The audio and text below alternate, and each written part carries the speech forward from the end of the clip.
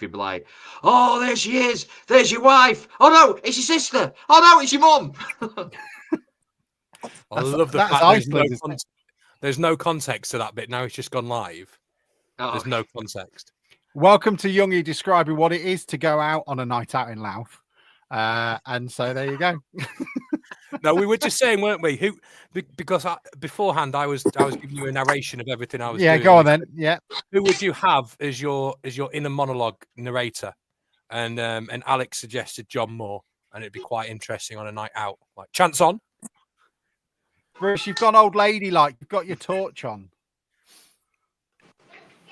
What's it? Okay, what's the demon going on? of Bruce Fenwick has appeared. Is everybody else seeing this, or have I done too much of something in my past?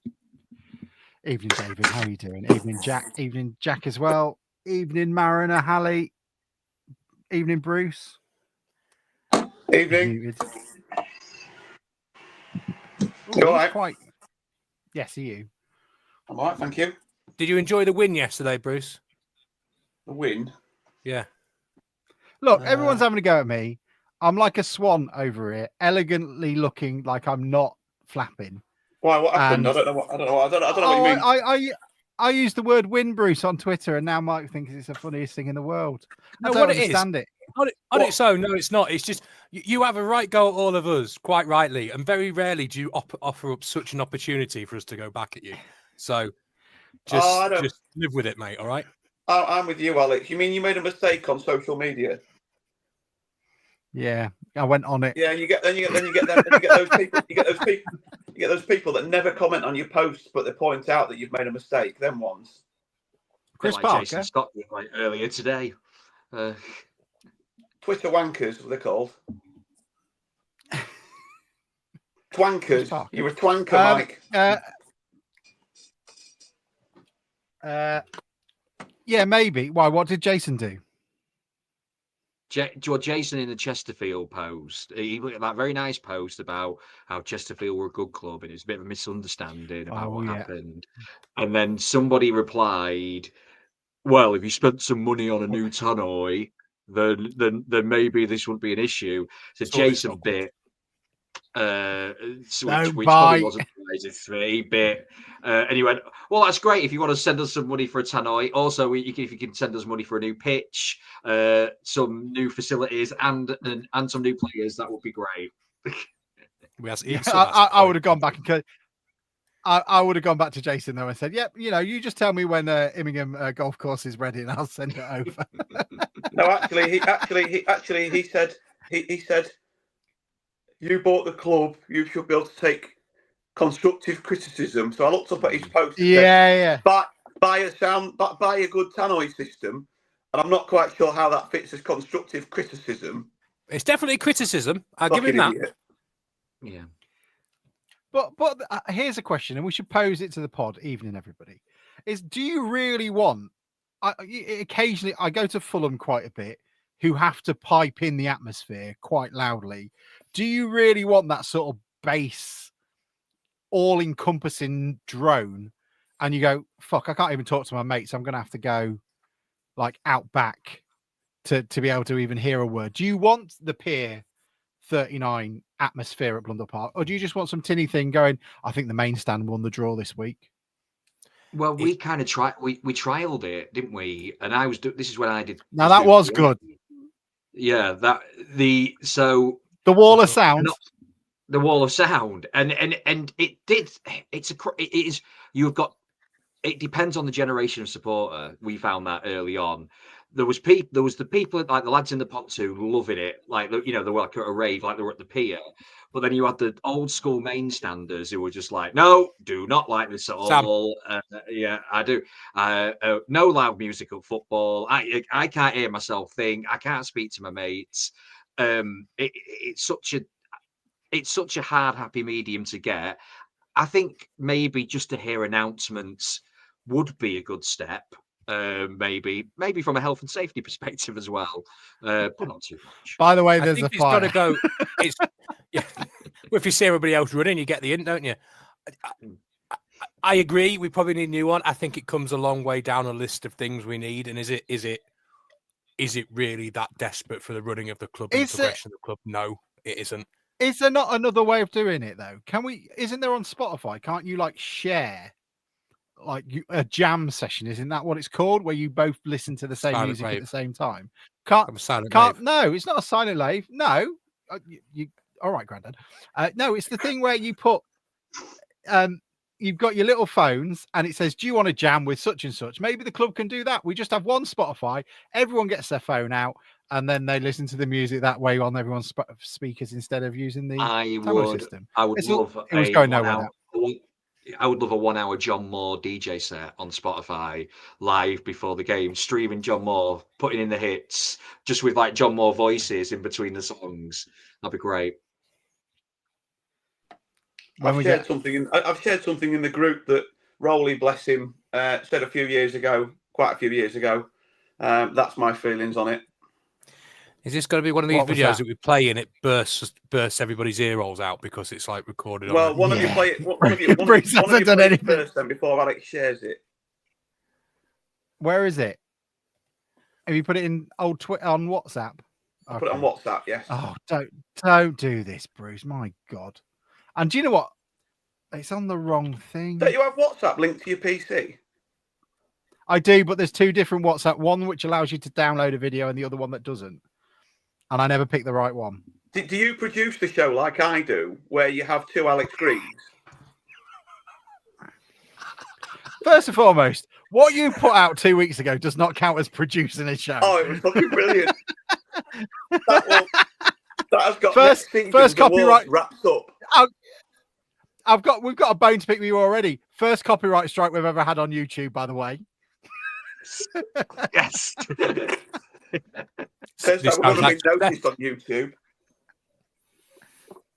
Let us know when your holidays are booked, and we'll be all over it again. Thing is, Bruce spent about 4 hours beforehand, didn't you, Bruce? Just sat there. Mike didn't have to bring it back once. He was that entertained. Entertain's a strong word, especially for this podcast. Well, Youngie liked it. I liked it. It was good. He's got his Bruce has got his demographic, Youngie. I feel if Rich likes it, then I'm good. Simon Hodson says, "I hate it when music is blaring out a game as it kills the atmosphere as you can't hear the other fans. Maybe my age." It is, Simon. What I would suggest though, maybe what we should do is just buy loads of speakers for the away end and just pipe in some sort of General Noriega stuff like the Teletubbies theme tune on repeat at them pre-game, half-time. Just I can't believe he's not raised it. You've got something very similar. Easy. It was so easy, Alex. There's a song that you could put into the main stand on repeat. You play it when there's absolutely no relevance. But you didn't play it when there was the only time ever there's going to be relevance. We like sweets and nice to eat. Sherbet's neat and toffee's a treat. Lots of lovely things to eat in the Tinkerboo factory. You missed the vocals there, Mike. You'll never make a DJ. I was just watching. Speaking of likeys, I was watching Michael McIntyre. I don't know when it was from. Tonight, and there was a young lad on it. How can he? Is that why he wasn't on the bench yesterday? I was just watching that, Bruce. And Marty Pello got surprised and he just came out and sang "Love Is All Around" like he'd just been preparing for about 3 hours. It was fucking brilliant. Yeah, I just watched that literally just now. Yeah. But there was a young lad. Didn't you think? I nearly messaged the group and took a picture. You know, the young lad that had never had a date that was like 25 or something. I thought he looked like a young Alex. Yes. Oh my God. Yes. No, I don't mean anything about the not had a date. That's just coincidence. I must point out. But he did look like a young Alex. I thought. He did. Now you said that. He did. Who did? This young lad that was on Michael McIntyre's whatever he calls it. Yeah. It's good. It's very good. Do this. It's very good family. I thought you were going to say Michael McIntyre. But fine. No. Okay. I look forward to the image later. Yeah, if I can be bothered to find it again. But no, he did. He looked like a young you.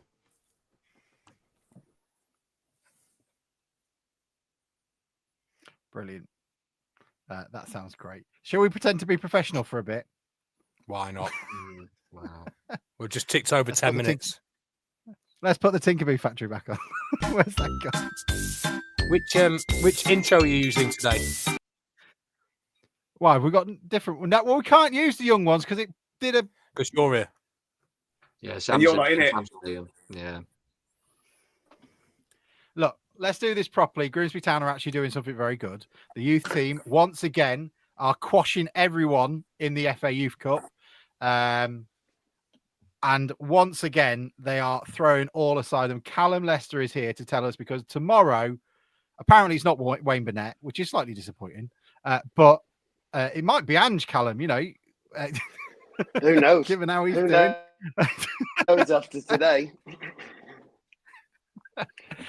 But yeah, FA Cup, how are you feeling? Amazing opportunity for the players. Gives them a good chance to just showcase what they can do on a bigger stage. And that's what we're trying to create for them all the time. Put them on the stage, pressure situations, see how they deal with it. And we're fortunate that we get games against good opposition. Generally more in pre-season. Then you obviously have your games program, which is very similar to. I didn't press it. That wouldn't have happened. Right wouldn't have happened if I'd have been on the buttons.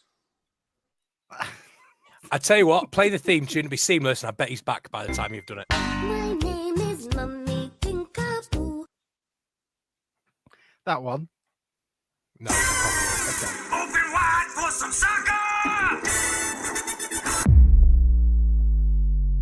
And now the shipping forecast issued by the Met Office on behalf of the Maritime and Coast Guard Agency at 1130. Go!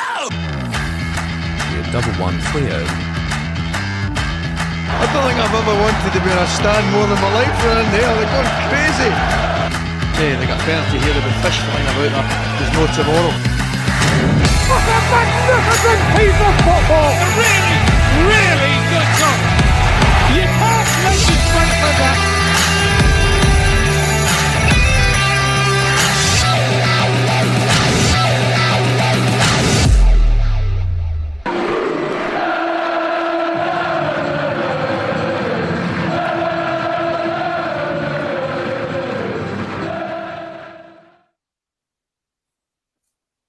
From one FA Cup journey to another, we'll edit this. It sounds well good.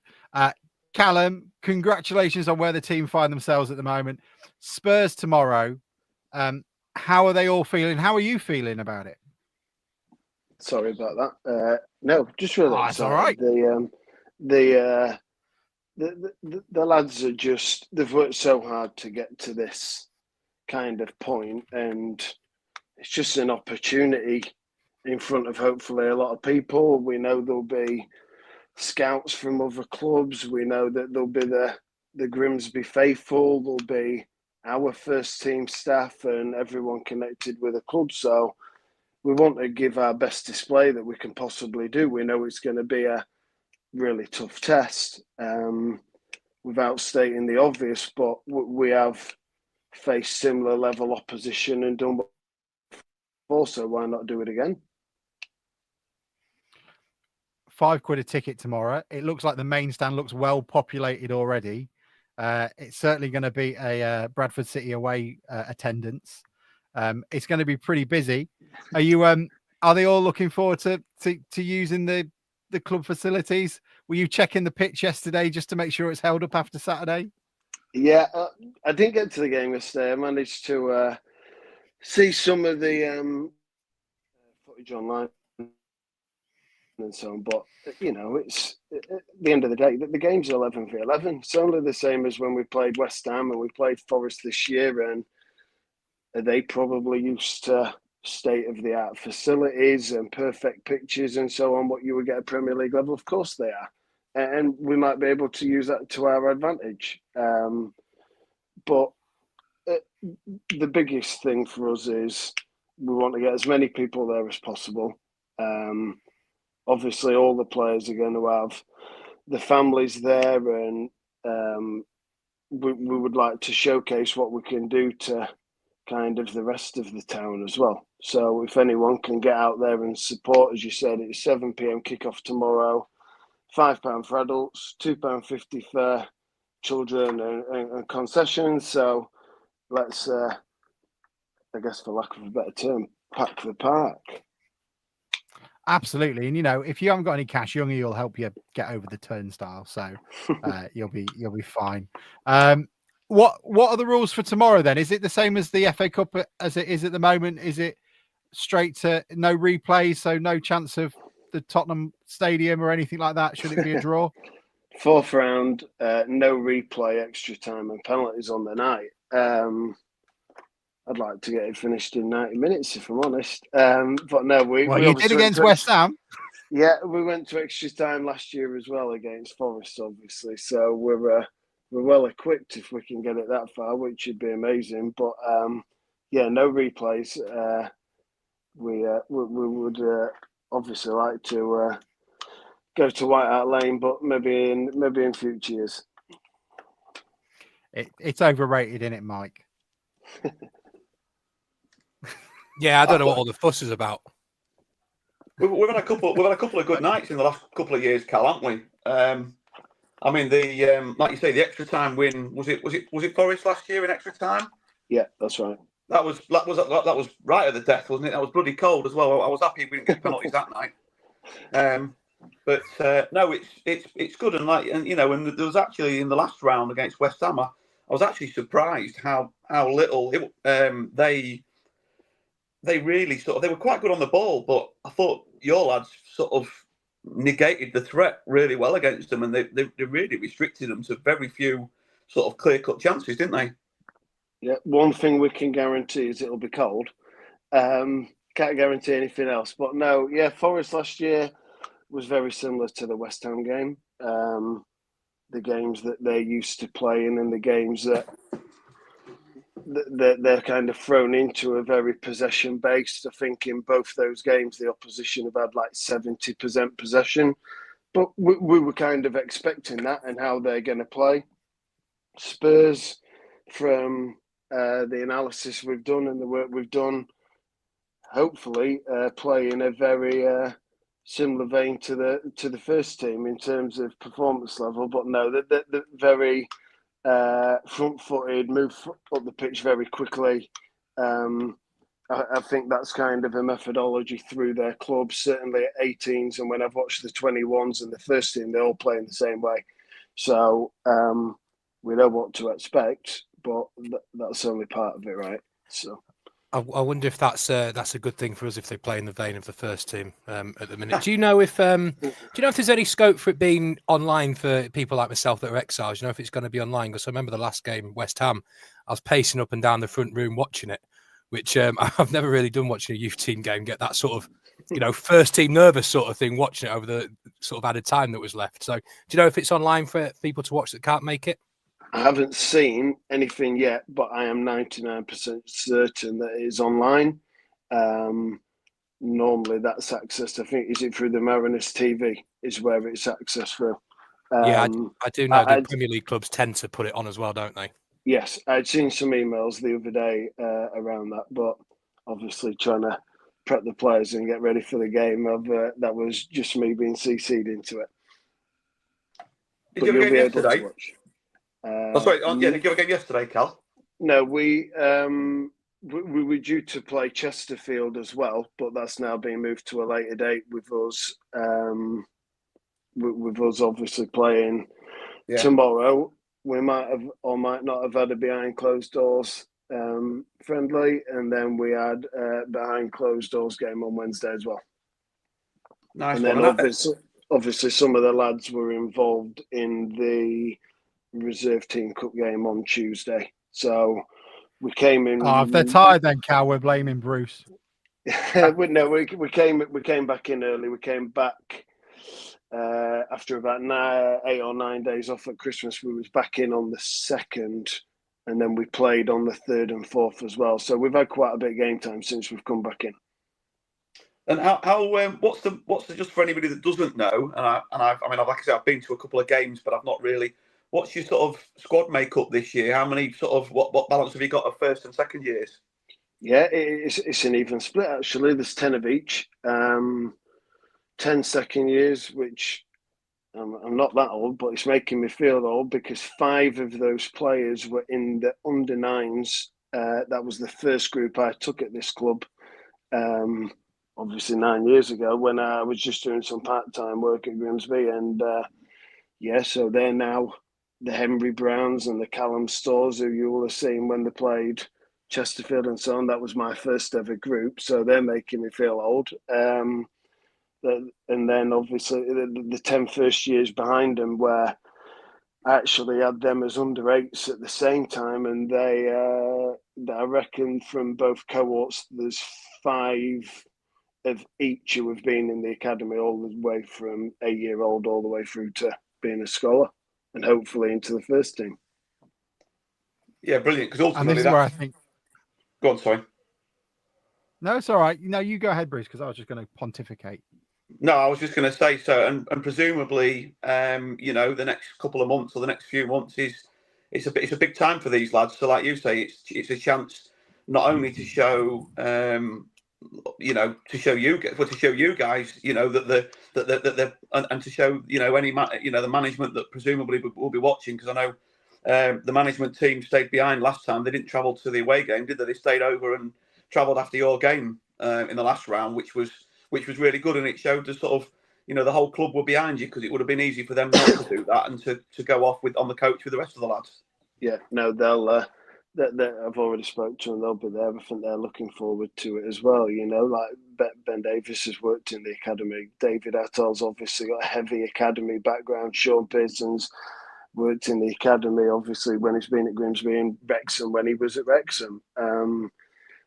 Greg Howard started with the youth team. Like all these guys have worked with us and been in our shoes, not necessarily the same age group. So. Yeah, that they'll be there to support, and as you've said, it's just the opportunities for the players. We're really, really keen to showcase what we can do. We know that we're not a first team, and not everything gets broadcasted, and so when we get the opportunity to do so, we want to show what we can do. And I feel like we've kind of player for player shown that what we're capable of, certainly in this season's cup run, which has been kind of tough. The first round draw away at Mansfield. Mansfield won our league last year. They're a really competitive side. We always had close games with them over the last 7 years, 8 years of me doing this job, and it's really, really just testament to the hard work that the players put in. That they're so dedicated to what they do, and I think, like I said, the lads can see the light at the end of the tunnel. The gaffer's not scared to chuck them in.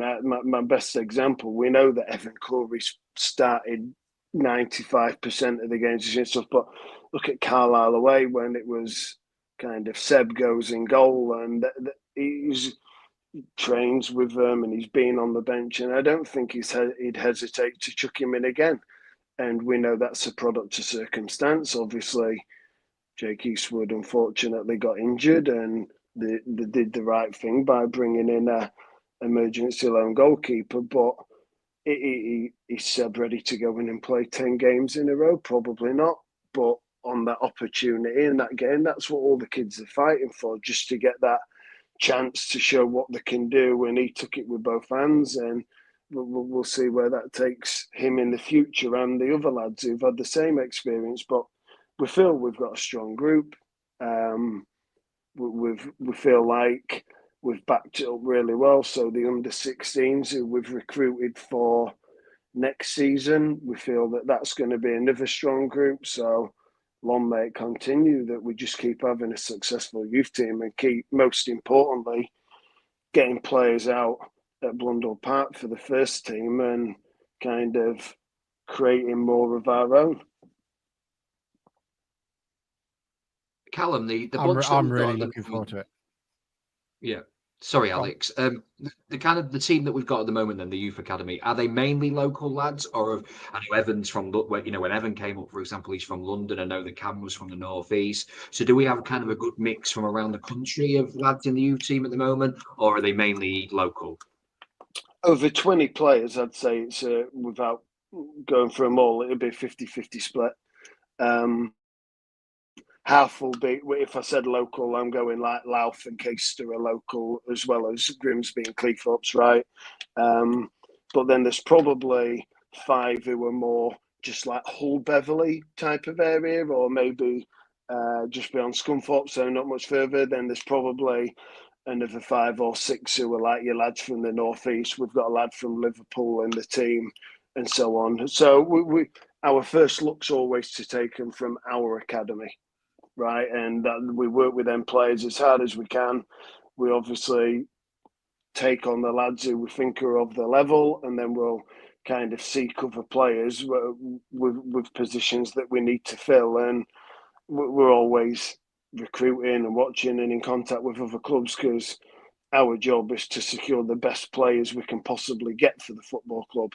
We want them to be Grimsby, Cleethorpes, and the surrounding area lads, obviously, but it's different every year. We've got a group, the under-16 group that's coming in, or will be first-year scholars next year. It's just never been a group where there's been loads of local lads. I don't know why. We've looked, and you've obviously got to find a certain level of player, right? So we've got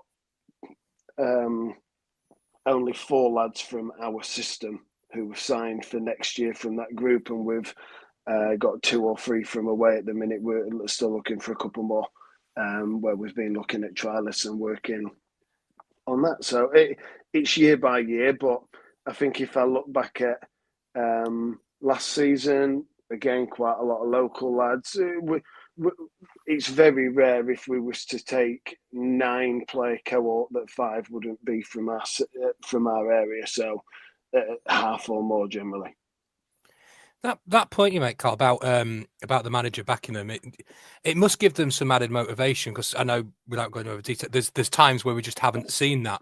You know, you look at Seb, and it would have been the easiest thing in the world for the manager to bring in a lone goalkeeper in January. Now you look back at the Chesterfield game in the cup, and he chucked 3 or 4 of them into the starting lineup against a pretty strong Chesterfield side, and they did themselves all sorts of favours. None of them let themselves down. So, from your point of view, with these lads, it must be good being able to point to these opportunities they've got, and a bit of an extra sort of kick up the backside from saying, look, you can get in this team. You look at Ev, you look at Cam Gardner, these sorts of players.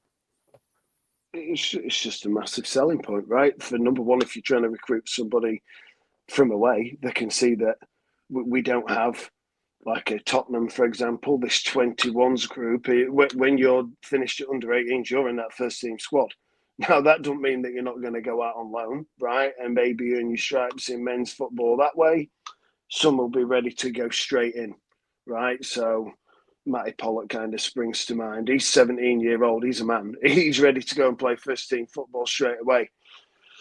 Evan Corey, as much as he did play a few games when he was a second-year scholar in the season when we was relegated, he's then taken a few more years and a little bit more time, and I think time's key, but 100%. It gives them such a belief that there was lads who were literally sat in this room having the pre-match meeting or whatever it is, and now I think all the lads went to the first team game yesterday, so we was in yesterday morning, and then they go to the game, and it's you're watching Evan Curry or whatever the player is, and or lads who you've played with, and it's like that's got to be me. That's got to be that's the player's mentality. But it gives the staff in the academy a great incentive as well, right? Like, it doesn't matter whether you're coaching the under-18s or you're a part-time coach coaching the under-10s. We're all trying to do the same thing, right? Which is give them that opportunity to be a professional footballer. And I just think that, you know, like I've mentioned about a few of the lads who I had at under 9, they've been coached by like 7 other people, right? In like the under 10s, 11s, 12s, 13s, all the way through, like a different person every year. They've just kind of ended up back with me. So they all play a part. We maybe get Callum Woodsy take the youth team and this, that, and the other, and maybe some plaudits if they do well and so on. But it's the whole academy. It's a big team effort because they don't ultimately get to that level if the people below don't do their jobs well enough as well. And I think this is where my opinion has changed. You hear quite a lot about maybe the club, maybe to attract better players in first team level, the training ground should be in Doncaster or it should be in Sheffield or somewhere closer for people. But this is what the whole point of the club is that you've got how many levels are there, Cam? 10 maybe levels in terms of age groups and the like. It's all about the community. 50% of those guys who are going to represent us against Spurs tomorrow are from the area, and that's what this club should be about. So that's why when we're talking about training grounds, it needs to be in North East Lincolnshire. It needs to be, as close to town as possible. Yeah, make it attractive, make it nice. Let's get you guys a nice 4G pitch and a bit of a. Should we get you a radiator as well, at least, and some heated seats? But it's where it needs to be. The beauty of Cheapside is that there's 2 pitches: first team pitch, youth team pitch. The manager, the assistant manager, Ben, the first team coach, the goalie coach, we see them every day. Every day we're there, they're there. Literally, if somebody went down injured or the lads will get so many opportunities to go over and train with them and be around them and be in the gym at the same time with them and sit next to them and eat with them and just come into day-to-day contact with first team players, staff in the corridor and so on. And I can assure you, even at category 3 levels, so the teams who we would generally compete against, which is the same as first team, they're not even on the same sites, most of the clubs. And if they are on the same sites, the first team building and pitches are probably divided by a fence of some sort away from the academy, and so the exposure that our players get. So I think whenever people come from other clubs and kind of see that, it's not your Tottenham Hotspur state of the art training ground. It isn't, but it has that uniqueness that other people don't have. And I will say, for people like Evan Corey, that was a massive part in getting him over the line to come and sign as a scholar. You ask him, why? Well, again, if somebody goes down injured, I'm over there. He will have trained with the first team 10 to 15 times before he made his debut at 17. Just because we're not having to, whoever with the manager, I think it was Pollers was the manager at the time, isn't then ringing us up from a facility 10 minutes away going, can you get him down there? That happens at other football clubs. And I just think it's really unique what we've got, and we need to use that to the best of our ability. I mean, I don't think any of us would have thought about that. It's an interesting point you make. If you're a youth team player and you want to be professional football and you try and visualize that and you're trying to see how you want to progress, you've no better way than you can just stand on the pitch when you're training and look at where you want to get to. And in life, sometimes there's no better way to motivate yourself by actually seeing it up close. So I didn't know that, and I think that's a great point that we do that. Yeah, and I think just the fact that we will generally start training a little bit earlier because we have education and other things going on in our program is the manager, whether it's out his office window or stood next to us coaching or the staff, they literally know everything about every youth team player. So when they're making a decision on whether they want to take him as a full-time first team player or they're going to release him, they know everything about him. They're not just judging him on his playing ability. They're judging him on what he's like around the training ground. Does he gym properly? Because they see it all. It's right in front of their eyes. Whereas if you're at split facilities, you'd maybe get him over for training. He trains well, but he doesn't have the right attitude or whatever the scenario is. So they know all that.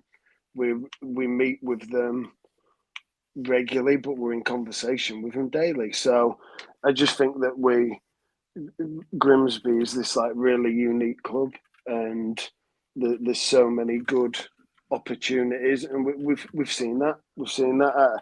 I seen the other day, yesterday, Romain Barrel scored again for Burton Albion in League One. He was obviously with us. Ben Christie's still with Leicester under 21s. There's a lot of players who've probably been not forgotten about, but kind of because they're not at Grimsby anymore. So it's not just the ones who are in the first team, it's the ones who have financially helped the football club as well, right? Because if we have an outstanding player, chances are a big club's going to come in and try and buy him. So that's another one of our responsibilities, get him in the first team or get a player who's capable of being sold. Yeah, I mean, things like the Pollock and the Grist money has been essential for the club moving forward on and off the pitch, isn't it? So, I mean, I can only wish you luck tomorrow, Callum. It's going to be incredible. If you can get down there, 7 o'clock kickoff, £5 for adults. Concessions are what, £2.50, something like that. It's well worth the pocket money because these are the few you're going to be cheering these all on in a packed out 25,000 seater stadium at Blundell Park when we're in the Championship in 3 years' time. So you better get knowing their names now. Are you anything in particular you need us to bring you tomorrow, Callum? Do you bit chilly in it? Do you want Bruce to bring you down a blanket or something, or heat cup of coffee?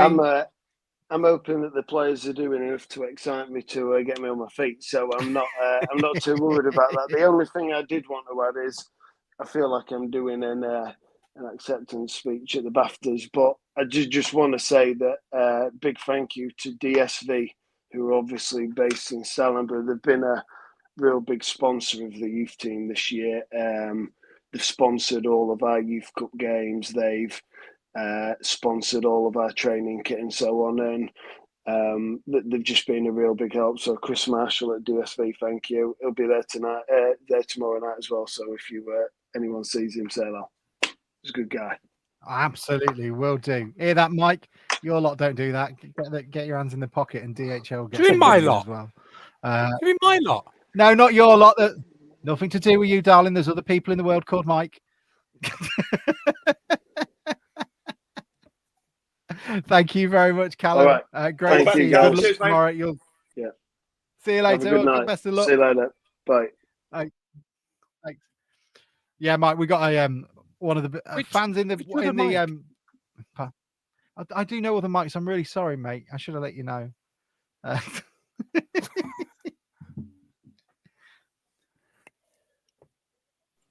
thought you were suggesting then that Mike's lot should be like putting up youth team players or something. Oh, it should be. Yeah, I mean, Mike.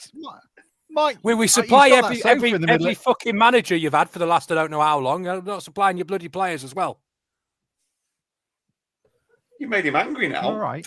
You made him angry. Shall we before we talk about the game? Shall we talk about that?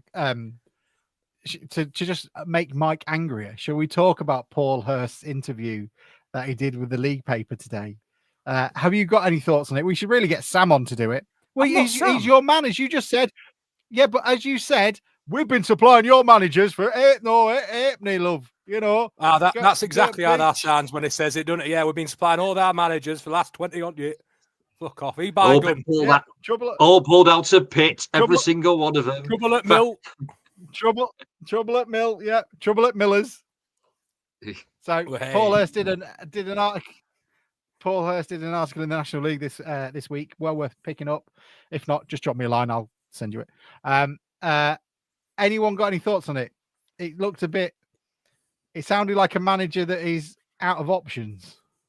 It sounded, and I don't know if this is just how it's come across, but it sounded a little bit. What's the word I'm looking for? A little bit shady. In terms of his opinion from, he said something about teams try and compete with the Brightons and the Brentfords, etc. But if you can't do all of it, you've got a half-baked you've got a half-baked plan. Now, do you think he's talking about anyone in particular? Well, I think he's talking about us. I think that's an incredibly naive way to look at it. I hate to call him naive. He knows obviously a lot more than football about me. But if you're Brighton and Brentford, you can compare yourself to Brighton and Brentford. But if you're Grimsby Town, you're comparing yourselves to the teams you're up against. You know, so I just don't think that comparison works. And I think that pretty much shows you that he just doesn't get the whole idea of it. I think we were discussing it today, weren't we? And we think Paul Hurst is probably a very good League Two National League manager. I think he's had a good career and will continue to have a good career. But I think the article maybe shows you he's got a bit of a ceiling. I think the game has moved on a bit, and I don't know whether he's willing or able or will move on with that. And I think that article sort of demonstrates that a little bit. Yeah, I thought he sounded like sorry, no, sorry, Mike. mate. I didn't know I was on a delay. You go. Yeah, I thought it sounded like he was a manager from a generation before for the first time. You know, I suppose he has been in the game for a long time, hasn't he? You know, he's probably had a 15-year, close to 15, 18-year career in management, and 700 games under his belt now. But it was the first time I've ever kind of heard him thinking, oh, this he sounds like he's a back in my day manager now, as opposed to kind of a modern forward thinking manager. And I think that, and it was evident here that he clearly wasn't kind of buying into the model. It was evident by the players that he brought in at the beginning of last season, and we've discussed it on this podcast several times. Wasted money. He wasted good transfer money on players that were his signings and not necessarily stat-based signings or model-based signings, I guess. I think he's limiting himself now. If you're an potential employer looking at that, and let's say Barrow, right? The Barrow job's up for grabs, and Hurst applies for it, and the Barrow chairman reads that. Now that just says to me that the only type of team that I trust that man to manage maybe is a team with a small budget who's fighting a relegation battle, and other than that, I think he's massively undersold himself there, and he's starting to begin to sound like a bit of an old man. I think it just shows you that I don't think he gets it. As as we said, he's comparing us to Brentford and Brighton. You don't do that. You're comparing yourself to the teams you're playing against. So the comparisons are relevant, and I think that just gives you a window into the fact this fella just doesn't get it. And as you say, I think he'll still have up the rumours that. Sorry, it certainly backs up the rumours that we heard last season that they wanted to go in a direction of data, using Jamestown, using that sort of information to inform us of our signings. And Paul Hurst, the rumor was that he just turned around and said, look, I know what I'm doing the football stuff as you said, so I'll pick the team. And as Pete said, he signed Pike and Donovan Wilson. So that kind of leans into that sort of interview. I was just really surprised that came from him. I thought it was a bit more open-minded than that. It did sound a bit like Sam Allardyce when he used to say, look, if my name was Sam Allardyce, I'd be treated at a higher level than I am now. It just didn't go against the image that I had of him. But the biggest thing that you pointed out today, Youngie, was the ever decreasing win ratio. It started at 66%. It was at 9 wins out of the last 53 games from both Shrewsbury and Grimsby, which shows where he's at the moment. Speaking of sorry, wins, Mike, you were going to talk. Oh, yeah. Speaking of wins, we'll move on to Chesterfield soon, shall we? No, fuck it. It's only 45 minutes in. We've got loads of time. Right, yeah. Bruce is doing the bring it back stuff. Let's all listen to the video that he sent me over in WhatsApp so we can break it up for an advert, and we'll talk about yesterday's game after 45 minutes of this podcast. I would take I would. This is a pre-warning. If you're listening to this with your headphones in, take them out, because Bruce doesn't do you any favors by reducing the sound. I'll tell you what, as you know, I'm a cricket fan. I'd had enough of the West Indies. They're coming this year with the steel drums and the dustbins. I don't want to see drumming on a football ground. Bad enough listening to your missus. The great Rowley there never went in the away end during the 2015-2016 season. It'd have got a call these days, wouldn't it? Yeah, exactly. I hope everyone's eardrums are all right, because I could hear that when my headphones were over here. Grimsby Town won, Chesterfield won. A game of two halves, which all football games are. But our first draw at home in the league this season. Bruce, Youngie, you were there. What are your thoughts? It was a game that was spoilt by a bad last 20 minutes to the first half by us. I think started off brightly. We had that minute that chance in the first minute, didn't we, from Svan Thornton when he got put through over the top, and who I thought, by the way, was excellent yesterday. I'll say that straight off the bat. Of us, Svan Thornton worked incredibly hard, got the goal, and just completely lost control of the last half of the second half, of the first half. They couldn't get hold of the ball at all. Let Chesterfield come at us. And it was coming. The goal was coming. I think they had a chance just before that where the guy shot over the bar from kind of close range. It shouldn't have been a corner in the first place. The keeper never touched it. It came off the outside of the post, which was annoying. And I'm sure we will talk about the referee in a moment, because League Two referees it gets worse every week. But the second half, I thought we were brighter without maybe creating much more. Worked a lot harder. He obviously said something at half time, and it was just a good competitive League Two fixture. I thought two good teams that kind of maxed each other out, and I would say a point gained rather than 2 points lost. Yeah, I agree with all of that. Really, it was. Do we not speak about what we're going to do if we take the leading games? It was like Youngie says. We started really brightly. The first, I don't know what was the goal? 10 minutes, something like that. 12 minutes. I don't know. A bit later. I really can't remember. But it was. We started really brightly. Had created chances, or a couple of chances. Then we scored.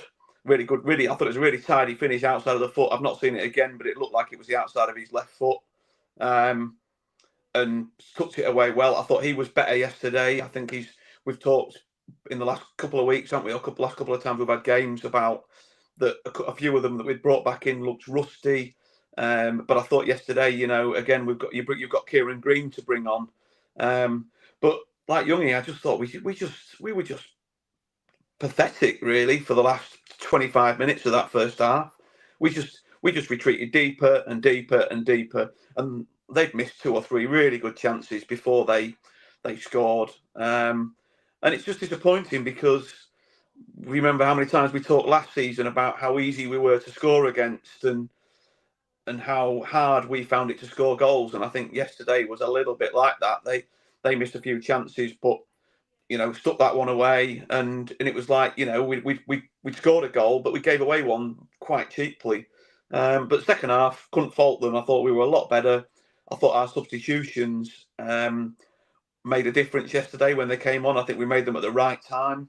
It brought on extra legs when we needed them, and it was an entertaining League Two game, really. And we were somewhat unlucky to not win it in the end, but we could really have been 3-1 down at half time. So, like Youngie says, in the grand scheme of things, a draw was probably a fair result. But and then we go on to Barrow next week with the new manager bounce. We'll see what happens. But yeah, I thought Svan Thorson was good. I thought McJanet was his usual self. I thought Harvey Rogers was pretty decent, and I thought Cass looks like he's a tall lad anyway, but he looks like he's growing week on week. He looks about 8 foot tall now, which is quite out. I know we had Joe Bunny on the left before, but he's taller than your average right back, and I think he's powerful, and he's certainly got the nod over Warren at the minute. But yeah, it was entertaining, and we'll see what happens. But we still don't seem to be able to put a 90-minute performance in yet. I think Cass had a good game, just primarily because I don't think he got much protection from Luca, especially that first half. 3, 4, 5 chances I can think at the top of my head where they've got in down their left and they look to be causing us all sorts of problems. I think Cass did really well to manage that sort of on his own at sometimes.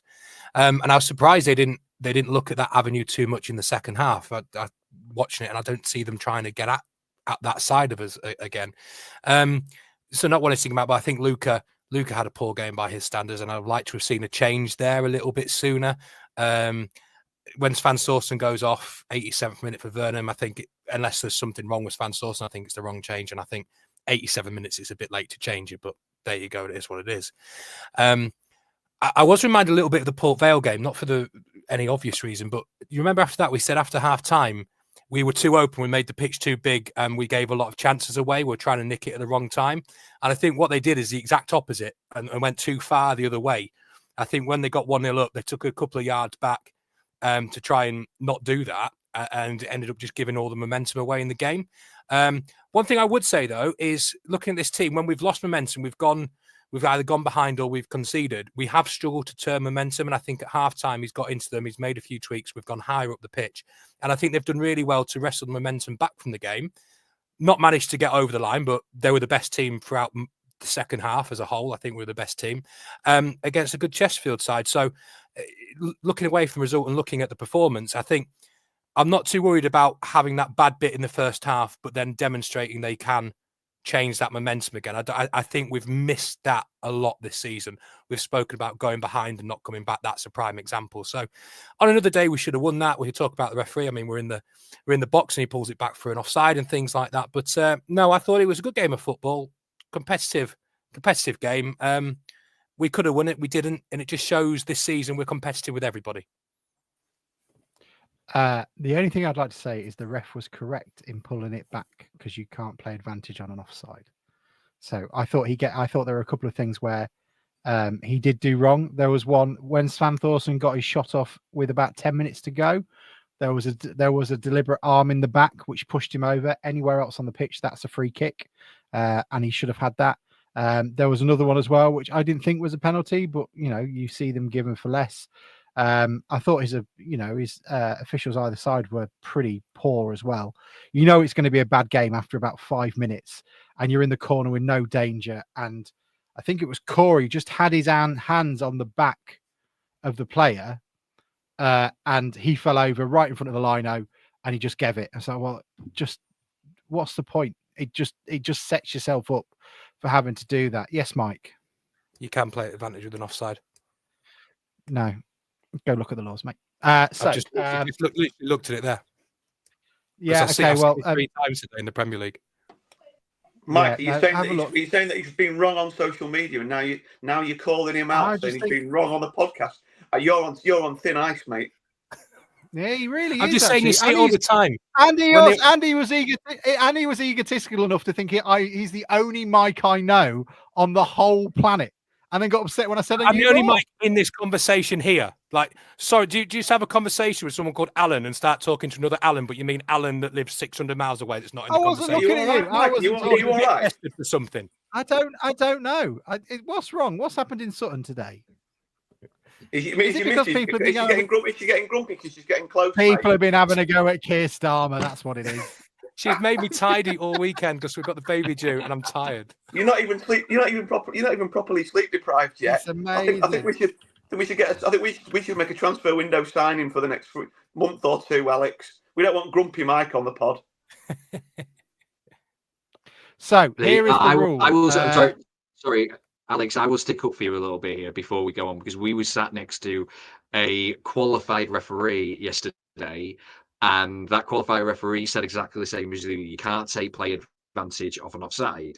Now, the only thing they did say, though, is that as soon as the lino can spot that the referee hasn't seen them and plays carry on, they can just put the flag down, and that's it. But a referee cannot. If the linesman keeps their flag up and wants the offside given, they have to give the offside. Can I read you off the IFAB website? The advantage is played by the referee when an offence, including offside, is committed, and because the non-offending team has a useful possession of the ball, the referee allows play to continue as it is a greater benefit to them than awarding a free kick. That's off IFAB. But they change the rules all the time, which is probably why. That was my original understanding, but now it is what Youngie said and all the referees have said. So, I mean, the referee's incompetent enough to probably not get it either way. He still made some pretty bad calls, but for that one, I think he got it right. I'm sorry, Mike. I do apologise. Grumpy Mike is the best. Grumpy Mike is the best entertainment we've had on the pod for weeks since the abandonment of Play Your Card. Calendar's right. That's not been abandoned. Right. That's it. That's news to me. Hang on a minute. Hey, to break it to you, Bruce. I need to speak to my agent. Sorry. We've had a meeting. You'll have to go to the other pod. They do it. They bought the rights off us, Bruce. They've brought the the legal identity for it. So you can go over like there. Ken Bruce, the Popmaster, took it to Greatest Hits Radio with him by Radio 2. You've just done that because the ratings went up when we had Youngie's bloody House of Fun last week. Yeah, people came onto that thinking it was something entirely different. They were so disappointed by the end of it. It's like when our Christmas do for work was done at Swingers, and we were told we could bring our partners for once. It was a miniature golf thing off Oxford Street. I think next time I've bought the car keys and I've come on the train. Yeah, I've got a plan for next time. It's going to be Funhouse, the Funhouse credits, but it'll be Young House. Are you bringing the twins? I thought you and the missus were sorting that. Yeah, but I'll just get the spooky ones from The Shining. Come play with us, Danny. Oh, scary film. Give you nightmares with that. Please don't have nightmares and do sleep well. There we go. So the podcast is 55 minutes in, and we did 7 minutes on the game after 45 minutes. I think does it need any more? There's not much to say, is there? It is what it is. It's certainly encouraging. Look, all I will say is this: is when we fought for promotion against the Weymouths and against the Braintrees of the world, how much were you longing for a football league game that was entertaining in a packed Blundell Park with a decent away following? Personally, I felt mid-table. You should do, Mike. With that 16% away wing he's swinging around, you should feel spoiled.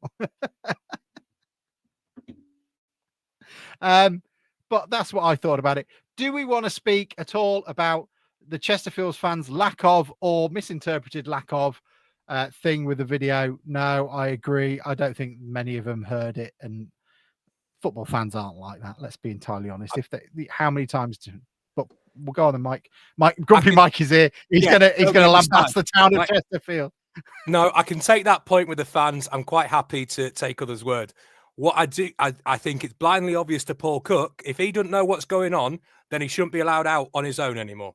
Because there's a bloke playing bagpipes, there's a video being played, everybody's clapping. What the fuck's the fella doing? So if he didn't know what's going on, then I'm seriously concerned about him.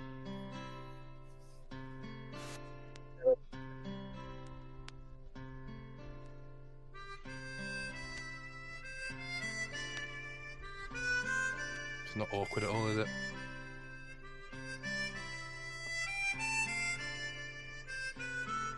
It's just weird now, Alex.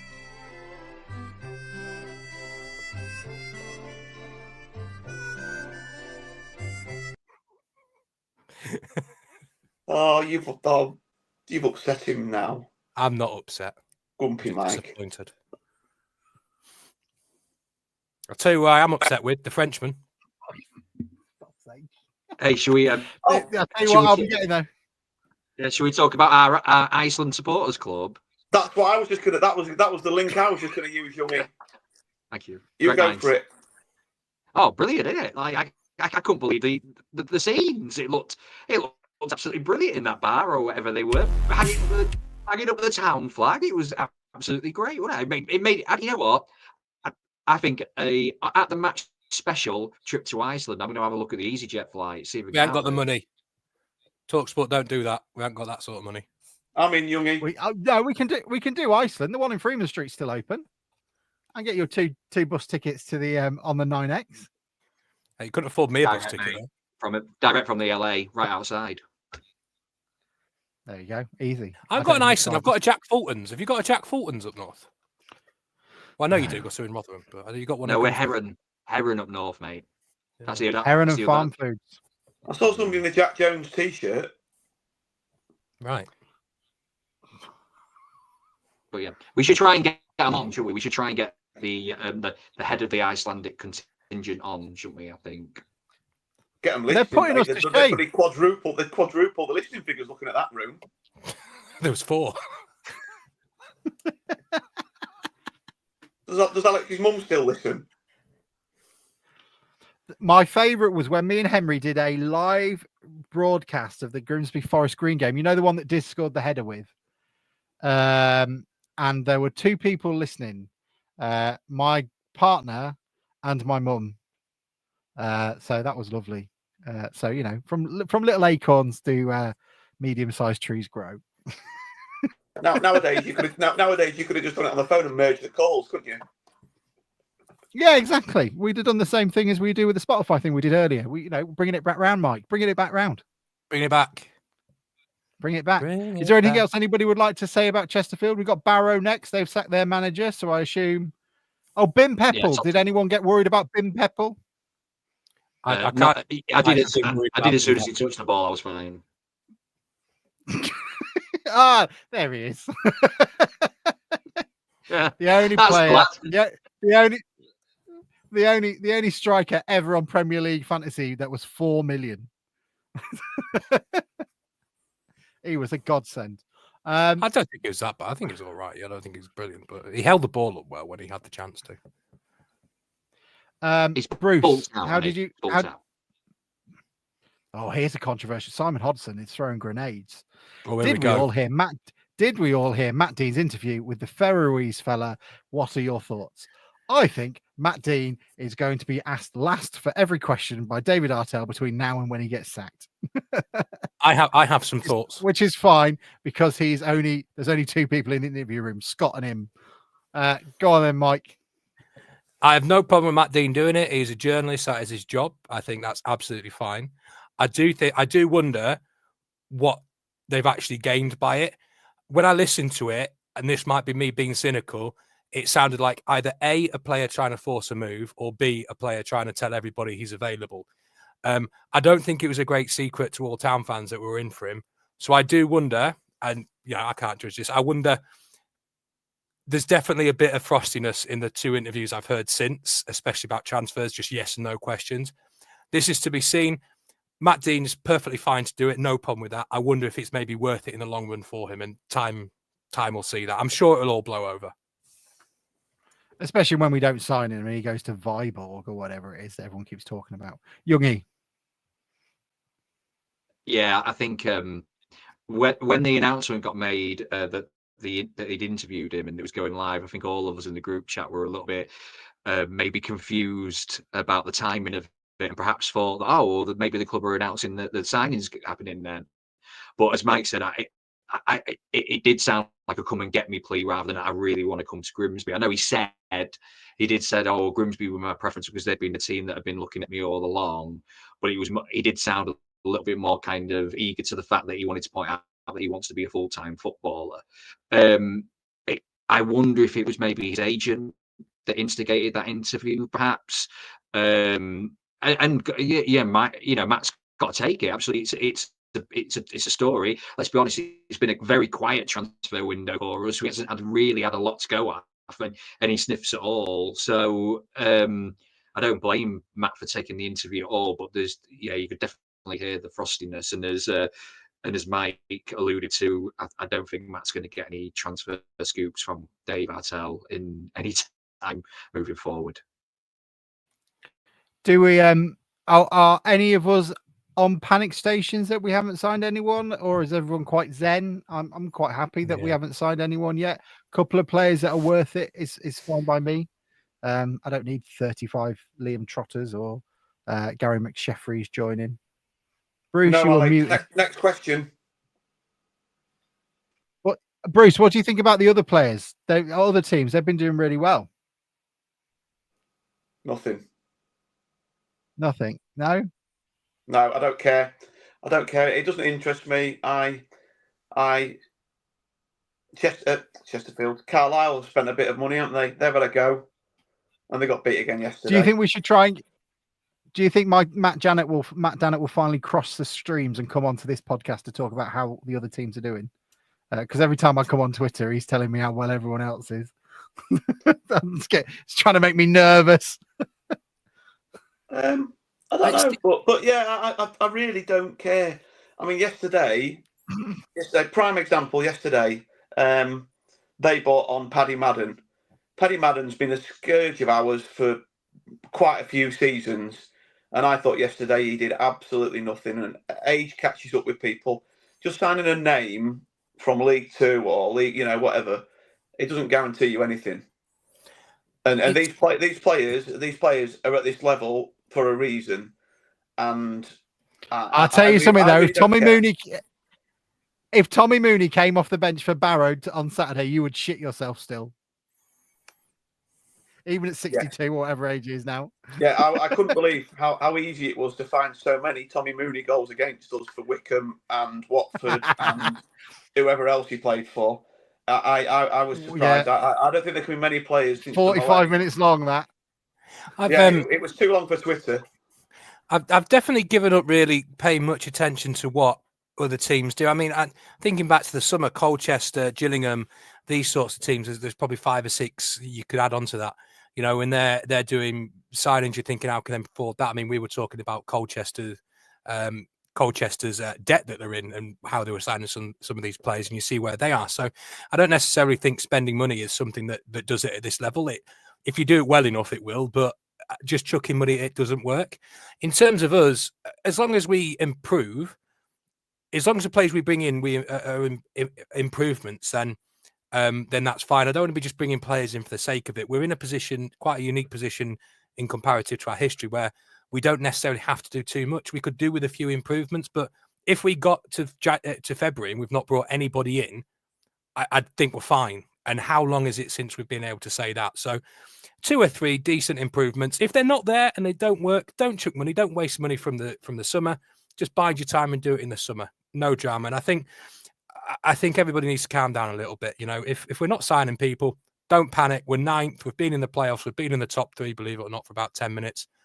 We're totally fine. Let's just do things properly, and let's not chuck a shed load of money at it because we want a signing and we want an announcement and something new and shiny. I haven't seen anybody panicking that we haven't signed anything. Speaking of not panicking, can you start humming the Dido part of the Stan music? Because John Baxter has gone, what is wrong with you all? You seem so scared to ask a perfectly legitimate question regarding transfers. John, what are we scared of?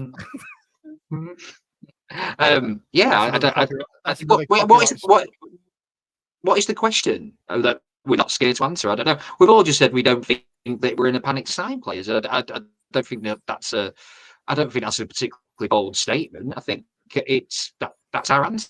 Our answer is that if we sign somebody and it benefits us and it makes us better, great. If we don't, we're in a good position. We're not going to get relegated. Well, not famous last words, but we're probably not going to get relegated. We're in a decent position to build for next season. We've got plenty of players under contract for next season. We're okay. We could be in a better position, but we could be in a far, far worse position. And we're certainly in a much better position than we were this time last season. Can you say that we're not going to get relegated again? No. England lose 4-0. 3 cheers for Ramirez. Yeah. Cheers for Barra. Bruce, what were you going to say? Look how heartbroken the Chelsea fans were 18 months ago when we beat them to the signing of Rakeal Pike. And look how now they're laughing on the other side of their bloody London faces. What does a London face look like, Bruce? Bloated. Oh, rude. Mike, you're wearing this, Robbie. Next door, the lad next door's got a perm. It looks well weird. Like 9 years old, he's got a perm. I don't think not as weird as I'd look with a perm. I'd pay good money to see that. Bruce, shall we do what Hartlepool do at the end of the season? Our away day will be everyone in a perm. No. I just look like a curly bloody. I got a curly Mohican down the middle or something. You already have a curly Mohican down the middle. It looks shit. Oh, I'm not far behind you. Anything for anyone else? 10 minutes gone. I'm back, so we did a whole 11 minutes on the football. Yeah. We got time for a game? that just compounds the theory, doesn't it? That we really don't talk enough football. So I've seen people moaning we don't talk enough football. How many people are listening, watching? Who says that? 86 on YouTube. It doesn't tell me what Twitter and YouTube. Oh, that's all right then. Hello, 86 people. Right, Youngie, game. Oh yeah, Youngie, have you got a game? Okay.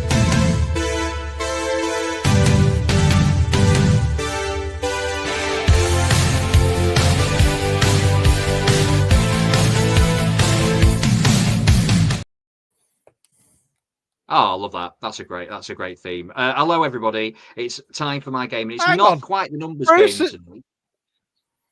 Bruce has got rid of all the fucking songs. I haven't deleted anything. There we go. Added. You've moved everything. Found it. Someone's been in the house and rearranged the drawers.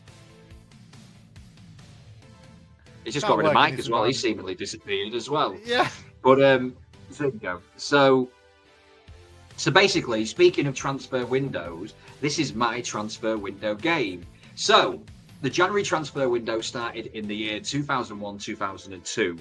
In that period of time, I'm talking the actual January window, not the non-league window that goes on to March. I'm talking the actual January transfer window.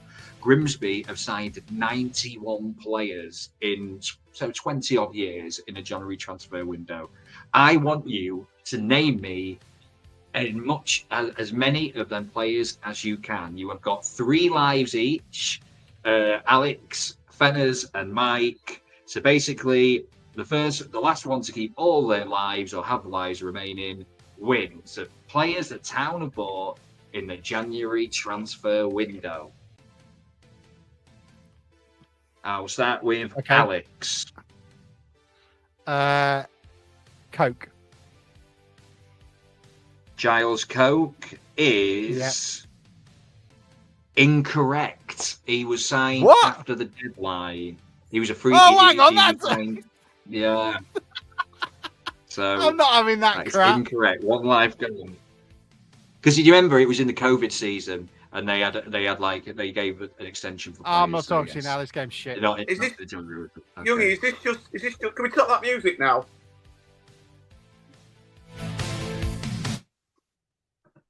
Youngie, is this just? Oh, hang on, the cat wants to get out. Hang on. Okay.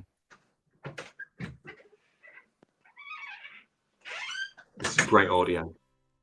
Sorry about that. The cat needed to get out of the room. She was starting to pull up the carpet because she gets bloody mad. Is this just permanent signings or is this loans, Youngie? No, loan signings are in there as well. All right. Manny Disaweu is wrong. He was later. Incorrect. Yeah, he was later. Mike. Curtis Woodhouse. Curtis Woodhouse is correct. Curtis Woodhouse is correct. Alex. Linnell John Lewis. Correct. Linnell John Lewis twice in the January transfer window. So I do I get a life back now? No. Bruce.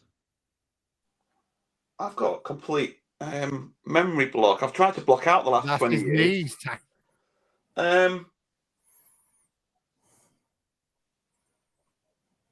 Andy Todd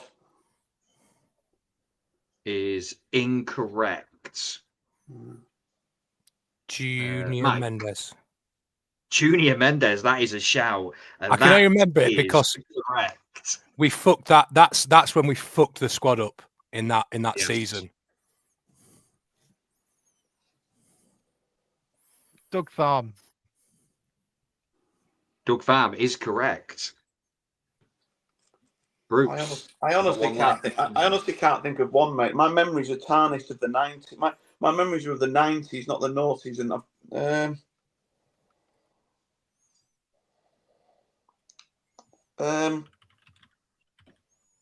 what about that lad that we had? Oh no, the loan system. The loan window was different in non-league, wasn't it? It's worth a guess though. There is players from the non-league seasons in there. Yeah, but he was 2. He was after that, wasn't he? I don't know why I'm shouting that. Oh, we had Nathan Arnold on loan for a while, but that might not have been January though. Nathan Arnold, was I don't think it's right. And you were out the game, Bruce. I'm saying I'm not. Thank you for that. Okay. I'm not having that. Mike, no, Mike's not cheating. Anthony Glennon. Mike's not cheating. I'm writing Anthony a list. Glennon is, Anthony Glennon is correct. The only signing we've ever announced on this podcast, Mikey O'Neill. Mikey O'Neill, yes, that's a great shout. Is correct. Yes, like. I think we had Ross Hannah on loan and we signed him in January. Oh, you think correctly.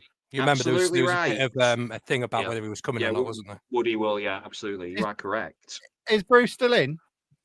No, Bruce is out. Gavin Holohan. No, Gavin Holohan was signed outside of the window. Yeah, you signed in March. What? I'm not. This is terrible. I did say to you at the beginning, players in the non-league window do not count. So right, fine. Got one. That's all right. You've got one life left. You've got one life remaining. Yes, Mike. Julian Lammy. Julian Lammy is who? Incorrect. Paul Hurst signed him when we went down. Really don't. No, you're going to go on about. You're going to go on about Bielmonte. Yeah, I think he was a free agent that was signed outside the window. Stephen Payne and that Christian Dennis next, aren't you? Yeah. Arjun Raiki. Arjun Raiki is correct. These are all very relevant, all very recent. Did we ever sign? Yeah. Did we ever sign Connor Townsend in the transfer window? We lost. Is it Mike? Not in January now. Okay. Yes, you'll go, Mike. Oh yeah, he signed in February. Joe Adam. I know we signed him at the same time. Joe Adam, you say? Who? Yes, correct. Joe Adams, yes, correct. We signed a lot of players when Hurst came in. This is a Grimsby Town podcast, isn't it? Josh Benson. So Alex said Josh Benson. Josh Benson is correct. Yeah, is correct. I'm very happy about that. Mike. Have I got 2 lives left? Yeah, you got 2 lives left. Richard Brodie. Richard Brodie is correct. I can't believe this has not come up yet. Anthony Driscoll Glennon. I've already said it. No, it has come up. Mike has said it. Oh, is it? So that is. Oh. So that Do I is not your get another one? Life goes. No, okay. I didn't know Mike won by default. Yeah, so Mike is the winner by default. Well done to Mike. I'll give you some of the names that you. Yes, Bradley Campston is correct. Random names you're pulling out there. El Mazzuni. El Mazzuni is in there. Yeah, absolutely. Some of the names: Jay Matete, Jamie Devitt, Joe Bunny. You mentioned Joe Bunny earlier, Bruce. He was signed in the January transfer window. John Nolan, Josh Emmanuel, Patrick Hoban, Lee Peacock, Jamie Osborne. Who was that centre midfielder that Holloway brought in? Grandin. Grandin, Elliot Grandin. Yeah, he's on there. Last season, you could have had a Bickwoo signed last summer in the window. Harry Wood also signed in the window last summer. What big one for you, Fenners, that you missed out? John Oster. He was signed in the January transfer window. He was our first January transfer signing. Anybody say Thompson and Hume? Nobody said Thompson and Hume. No, and they were both signed in the window. Somebody might have said it already. Yeah, as well. Charles Vernon, we signed him in the January transfer window. Isn't it nice that we've given Mike a game to win, so we won't be grumpy at the end? Martin Patterson, was he January? No, Patterson's not listed in here. No, he's lost. There you go. There is some absolute Icarus over there. There is some Icarus over there. Completely flying too close to the sun. Yeah, but no, good game, gentlemen, and congratulations to Mike. He is the January transfer window winner. No, Mike, I would recommend that you don't wake your missus up to tell her. Well, she's not asleep, mate. Well, she will be when you start telling her. Well, she's probably listening to She this. was after listening to that game. You. I just play your voice on record, mate. Sets her off. I think you'll find that you've had more summer wine theme tunes than me tonight, Sonny boy. Sonny boy. Back in my day. Bruce is that meme. Hello, fellow kids. He is, isn't it? He so is. I'll stick a fork in your ball. What the fuck does that mean? Whatever you want. And if you do want to sign up Ethan to Bruce's Robson. OnlyFans, where he just talks to you about Grimsby statistics while wearing a bikini, it is there you go. He'll wear the Grimsby Town third kit. Simon Grayson's lad. I'm still going on now. I'll be going on all day now. Thinking of those. Yeah, don't do that. You missed it. Joe Grace. We missed. Yeah, Joe Grace. We missed an amazing moment then, Mike. Where you do that because they were singing about nice and nutty. Yeah. So if you want Bruce to strip to this music, you can get that on his OnlyFans.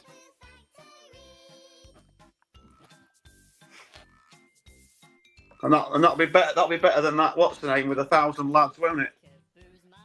Yeah, let's not talk about that. I don't think we should talk about people struggling immediately. Yeah, many ways. Let's go. Anyway, so my wife is continuing to sew. Has she finally got red in there now? Yeah, look. Wow. This is the Grimsby Town form in crochet form. Is it black for a win and white for a loss? White, black for a win, white for a loss. I thought she was just going to be knitting a white scarf, to be honest. What to surrender when we play Bradford? I could have took it to France and sold it for a few bob. We do all the modern jokes. I will not be here next week. I am watching Hamburg, St. Pauli v Union Berlin in Hamburg, which would be quite fun. Are you going down the Reeperbahn? I am. Talking about going abroad, did you see somebody saying some of the Town players are abroad? Yes, they are. It sounds a good idea. Get them a break. Nice. Some of them are in Iceland. Not the one in Freeman Street. There we go. Bristow. Does that mean that are we pod no pod next week, or are we allowed to? No, Bruce will have the pod again. Oh no, Bruce will be on it. Another copyright strike for the YouTube channel coming. Actually, that's the point. I'm going to delete that young ones thing while he's here. Even does an old man celebration. I know you can't see this if you're listening, but it just. Do you think he does the old man dancing? It's like a Neil Warnock punch, not like a proper punch. It's like from the chest punch, like that. Oh, Mike, do you think Bruce has a bum bag with his little? You can get little statistics and postcards from his little bum bag. No, I throw people with bum bags in the sea. I think he'll be unbearable all week. Now he knows he's got a full week to prepare for Sunday. Last time he only had a few hours. That's true. You've got a week-long run-up on this, Bruce, so I'm expecting spectacular things which don't take the podcast off air. Well, spectacular things take the podcast off air. Just depends how. I mean, the thing we were talking about a minute ago must have been pretty spectacular. Did we actually do the calendar game? Was that last time he was on then? Yeah, I won. That was last week, yeah. Oh, 2 weeks ago. Well done. I'm 2 on the bounce. I'm like Town. Mike, shall we make you? You've got to think of a game for next week. I've got a game. Ooh. Okay, good. I'll do the one I did last time. Name that player. Okay, fine. Well, everybody, thank you so much. I have to have a piss, so we're going to go. Thank you all so much for joining us. I could probably, don't worry. But we shall see you all next week. Well, I won't, but these lot will. And you never know, we might beat Barrow. Is that how we send it? Do you want to say bye, Bruce or Mike? Mike, do you want to say bye so everyone knows you're not in the mood? Yes, it's. Open wide for some soccer! And now the shipping forecast issued by the Met Office on behalf of the Maritime and Coast Guard Agency at 1130. Go! At 1130. I don't think I've ever wanted to be on a stand more than my life around there. They're going crazy. Hey, they got penalty here. There'll be fish flying about there. There's no tomorrow. What a magnificent piece of football! A really